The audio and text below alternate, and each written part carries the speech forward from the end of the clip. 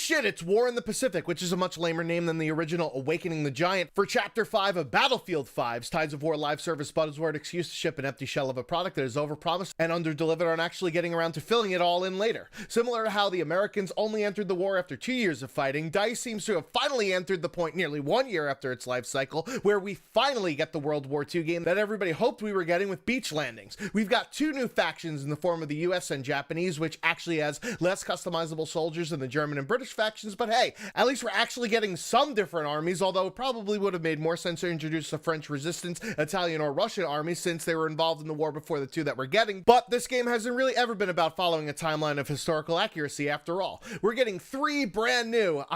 3 not so new reimagined maps, only 2 of which will be ready by the start of the new chapter with Iwo Jima from Battlefields 1942 and 1943, that is beaches plus caves, Pacific Storm, which has components of Battlefield 4's Paracel Storm, but it was renamed to fool you into thinking that you won't recognize the aircraft carrier objective or the multiple island layout, and coming in December, which we all know means basically Christmas time, based on past history of waiting until the last possible second, is Wake Island, which has been in so many Battlefield games, I don't even want to bother to list them here. However, at least this time around, they don't have the nerve to charge people for it in a DLC map pack. We're also getting a new primary weapon unlocked in each class, starting with the M1 Garand semi-auto for the assault class, since it seemed weird to have the lesser used M1A1 carbine as a vanilla weapon, Type 99 Arasaka for the scout class, Type 100 for the medics, and M1916A6 MMG for support as an easy recycled gun asset from the prior Battlefield game. As weekly unlocks, there's also the medics M3 grease gun and Nambu Type 2 SMGs, supports Type 97 LMG and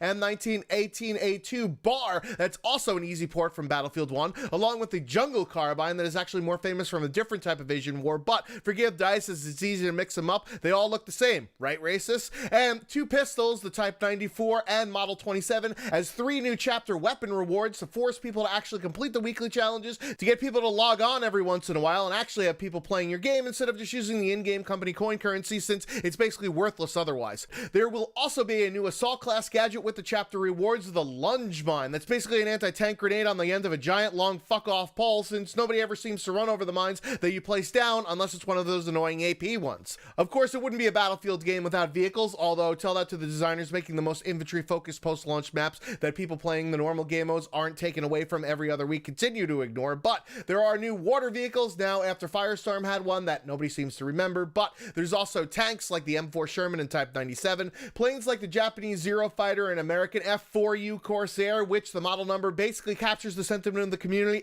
FU, that you could totally use for an only in Battlefield moment like this, where you save your team from one of the new variants of reinforcements that essentially do the same thing as always, even though they're named differently for the sake of false variety, like the KI-147 rocket and Sherman Calliope tank with rockets and flamethrowers. Speaking of which, there's also a flamethrower for soldiers now as a battle pickup similar to Elites from Battlefield 1, before that word meant spending money on skins, which I'll get into later. Another pickup is the katana sword, this time not culturally appropriated like in the reveal trailer, and is done in this way instead of one of those loathed melee Tides of War rewards because DICE wanted to reuse assets from Star Wars Battlefront's Heroes mechanics. As for elites that are purchasable with Boyne, since nothing that's ever decent looking is available with company coin anymore, there will be 2 new ones with the launch of the War in the Pacific. Jack Culver for the US faction that didn't get the badass looking mohawks that people scoffed at during the reveal, and Keisuse Nakamura, who's basically Ernst Schubert but Asian with a tan outfit instead of a gray one, because DICE can't stray from the villainous stereotype too far with these minimum effort for maximum profit that we come to know from them.